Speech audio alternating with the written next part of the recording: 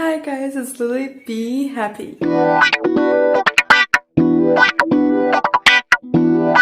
Today I am wearing my Disney shirt because August 2nd, 8 p.m. PST, Disney's Descendants Z premiered. So Disney's Descendants is first of all based on novels by Melissa de la Cruz, so for the people who don't know. And if you have not watched or read Descendants at all, then this is your disclaimer right now, and click off the video, I guess. So now let's get into the whole Descendants 3 thing. The little trailers that they put out throughout like this year were great, although half of them didn't even like make any sense because they had nothing to do with the movie. Especially the one with Mel and Uma singing underwater. That was just nothing like that was in the movie. Or when Mel is on the balcony and she sees a vision of everybody stand in stone statues. Yeah, the statues did happen, but Mel never had a vision, so it didn't happen. The movie starts up with the big number, Good to Be Bad. The song was released prior, so most of the people heard it. And it was the most amazing dance number ever. So later, the VKs have their huge announcement, and they announce that they're gonna pick 4 more kids to go to Oregon. Which at this moment, pretty obviously, Evie is picking Daisy because she's her little sister and it's very easy to guess. And Carlos and Jay pick Dr. Smee's kids, which are Squeaky and Squirmy. But I don't understand, why did Dr. Smee come into being in this movie? Because there are so many characters. I don't know. But anyways. And then Mel picks Celia, who is the daughter of Dr. Facilier, who is played by Jamal Sims, by the way, who was also part choreographer. They announce it, and then, well, they're trying to go back. They have to meet Uma, obviously, you know, like, who else? With her gang, and with Gil and Harry Hook. But what doesn't make sense is, why didn't they bring Captain Hook in? Because that would make way more sense than Dr. Smee, I guess, in a way. So Harry is played by the most amazing Thomas Doherty. I think you already know that if you've seen the movies. And as far as the new characters go, for now, that's it. Then, guess who? Oh, wait. Hades tries to escape from the Isle, and he punches a hole through the barrier with his ember. Audrey kind of goes crazy. And what she does is she steals the Queen's Crown and Maleficent Scepter from the museum from where the VKs tried to steal the Fairy Godmother's wand in the first movie. Maybe she's just trying to be like them. I don't know. She does that, and here's the deal. In the movies prior and in the books, it's mentioned that if anybody touches the Maleficent Scepter, and if it's not a descendant of Maleficent, they'll go into the 100-year nap thing, like Sleeping Beauty. So why the actual hell did Audrey not fall asleep? I mean, technically she did later on in the movie, but what about like right then? Doesn't make sense. And then from that comes a theory that Maleficent is controlling Audrey to do that, which, like, understandable theory, but nothing has been confirmed, so we don't know. And there are not going to be any Descendants movies, so can't tell. But whatever, at this point. And later on, they drive in Mel's huge ass limo. So, what? Mel has a freaking limo. Just probably because her Prince Ben proposed to her. So, at this point, Mel is engaged to Prince Ben, King Ben, at this point, and she's gonna be the queen, and now she has a limo? When am I gonna get one? Well, a girl can dream, right?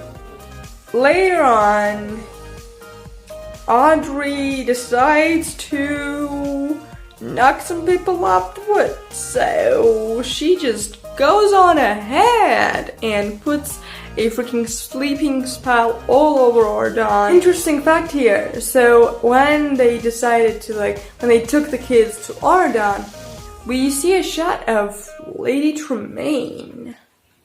And from here, I'm like, why is she there? So obviously, yes, Lady Tremaine owns the salon, but whatever. She owns the place, Disney works for her, but where the actual hell is Drusilla? So she is kind of considered a villain because she is like an evil stepsister, right? A question here is, we see the parents from the first movie and then the second of different villain kids. Like, we even had a shot of Ursula's tentacle. Ew. But for some reason, with Disney, there is no Drusilla, and it's just Lady Tremaine. So why is she there, and where the hell is her mama? So that's an interesting moment. Later on, when they come to Ordon, Uma and her gang are also there with them because that's the moment when they realize that, oops, Audrey had a moment. And what Audrey did was she spelled Ben into turning into a beast, from what I understand. It's either she put a spell on him that would like awaken his powers or something, or he went full on beast her for another reason and she didn't spell him. So those are the theories of that. And interesting. So Ben goes full on beast and runs into the woods and no one has any idea where he is at this point. Uma and Harry and Gail are kind of forced into helping the VKs save Ordon, because if that doesn't happen, then the barrier won't open. Little did they know that Mel promised Uma to open the barrier forever, but then she told everyone else, and they decided with Ben that they're not gonna open the barrier and they're gonna send the kids back because danger, because Hades, because of the first moment when you see Hades trying to escape, everyone thinks that, ooh, Hades is the bad guy, he's gonna try to escape if we open the barrier, so we can't open the barrier. That's their first idea. So, kind of forced to help Mel, and they do some stuff. They divide into groups, where one group finds Ben in the woods, and then Jane saves him, the water from the enchanted lake. It's like, now Ben is all wet, and he has a beard for some reason after the whole watering thing. Audrey was putting the sleeping spell around. Jane was able to save herself and dive into the enchanted lake, which is what took the love spell off Ben in the first movie. So like a little throwbacks to the first movie. That's kind of cute. I like that. And they do that, and Jane saves Ben, which is the greatest thing she's ever done, I think. Now he has a beard, and when they unite and they go to the country house or whatever it is where Audrey was supposed to be, she's not there, and Chad runs out crazy, and they literally have no idea what was that supposed to be because there is no character development whatsoever. Mel went to Hades and he tried to retrieve the ember which he gave to her. I mean, after all, Hades is Mel's father, so makes sense in a way. And then they had the most amazing father-daughter number of all time. I loved that. And that was Do What You Gotta Do. And they are on the Isle and they have to go back. Uma, Harry and Gil steal their motorcycles. Bam! And now they have to open the barrier. I don't know why they cut that out, because that would make so much more sense. Because at this point, we just thought, how do they get back to Ordon? Because what they did was, they showed that they're on the Isle, and then they cut the scene, and they show that they're already in Ordon. So that's how that happened. Then, coming back to what was happening, they were trying to find Audrey, and they realized that they have to go to the museum where she stole the crown and Maleficent scepter from, and they go there and they're attacked by knights. So obviously while filming there were actually people in the costumes of knights, and that wasn't CGI, but so Audrey is like ruling them from her sector, and the knights are attacking everyone, and this is a shot from the fight while Evie is wielding a sword. I love the sword fights, they're everything. And that's when they sing Night Falls, which is another song. What happens is they defeat the knights and then they get out, and at that moment Mel decides to tell everyone the truth about the fact that she is not going to open the barrier. Boom. And this is that one moment, that one time in these 3 movies that Evie fights with Mel. So she tells him the truth and everyone just decides to walk away, and Evie like tells Mel that she did the wrong thing and stuff, and when they turn to go away from Mel, they turn into stone. Thanks a lot, Audrey. And after that we have the My Once Upon a Time number, which was also great. So that was the one solo that Mel had. The Queen of Mean solo of Audrey that happened prior to that.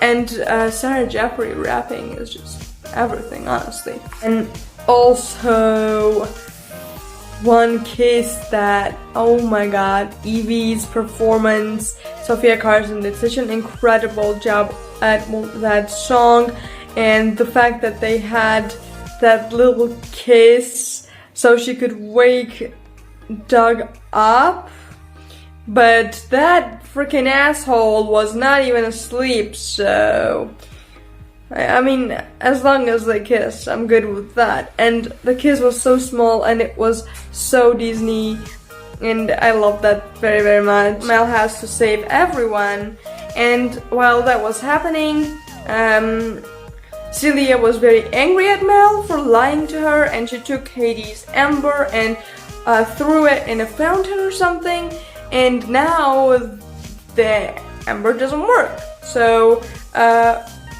Uma and Gil and Harry at this point are not even gonna plan to help Mel. They just went away, and Uma was like, I was right not to trust you all along and stuff, and like, you literally fist bumped her. You trusted her, you liar. So that happened, and now we realize that if Uma's not there, Uma's necklace is not there, so Uma's necklace is not there, we can't ignite the ember, and no magic. Considering prior to that Hades started sucking Mel's magic out, which is why during the movie we see Mel's purple slowly turning into blue, which that was gorgeous. I loved that. The scene with Carlos and Jane in the middle. So Ben is there after his dispelling, and now they have to search for Audrey, but Carlos sits Jane down chair, and he's like, hey, I know this is the wrong time, but he gives her the most sweet birthday present ever, because that day was Jane's birthday. I know, crazy birthday. Yeah, that was so cute. So if you remember in the first movie, Ben, let's say, quote unquote, saved Carlos from Dude, the dog, and introduced him to him. So in the woods, where they were trying to deal with Ben, Beast Ben, Carlos saves Ben. I love that they do like throwbacks to the other movies, and that's great. Somehow, when they were trying to stop Audrey, so these are two versions, it's either she spelled herself so she won't like go with Mel, like surrender or something and put herself to sleep, or it was control and she was being controlled by Maleficent all that time, and when the control wears off, she falls into a deep sleep because of touching the sector. So Audrey's asleep and no one can help her except for Hades at this point. So what they do is they bring Hades from the Isle, and what he does is he just lifts up the spell. And Audrey wakes up and he just goes away. And that's one of those moments when, see, first scene in the movie, you see Hades trying to escape. And you think, oops, he's a bad guy. Yikes, no. And then, at the end of the movie, you see that he just saves Audrey because he cares about his daughter. Even he was the only person who knew that Hades was Mel's father. And what Mel does is like, I know someone who can help Audrey and stuff, and she is like, it's Hades, and everyone's like, oh no, he won't do it for us, and Mel tells them that it's her dad, and everyone's shook, and ooh, that happened too, and it was crazy, obviously. It's just, there's this moment, so Audrey wakes up, and when they're walking Hades out, the guards, and there were like 5 people holding one dude. Like if he wanted to, he would spell you already and he would get out like he's the god of underworld. What else you thought? But he just came and did what he was asked to do, and he was being a sweetheart. I absolutely loved the portrayal of Hades with Cheyenne Jackson. It was great. I love Cheyenne. So we see a sweet scene when Mel kisses Hades' cheek while he was being brought back to the Isle. It was so cute because that shows that she cares, even though like he hasn't been there for most of her life, which is like 16 years. They just have this relationship that Mel could never ever have with Maleficent, because Maleficent just always said that Mel isn't good enough. From the first movie up to that moment, but that was the best moment and I absolutely loved that.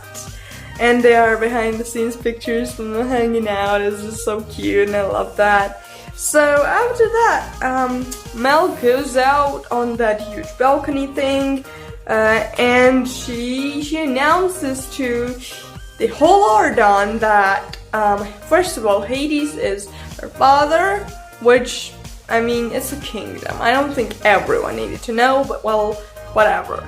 And then that she's lifting up the barrier. But there's this thing. So Audrey just woke up, right? Nothing. She said, "I'm sorry, I wanted to hurt you so bad," and then nothing. So this is like a moment, or like, why? She should be punished. Even if she's from Oregon, that's not fair. Like, at least some community work would do. That happened, and then Mel lifts up the barrier and all the people from the aisle just come to Oregon, and then they have the huge ass musical number Break This Town, which was everything, and it was just great.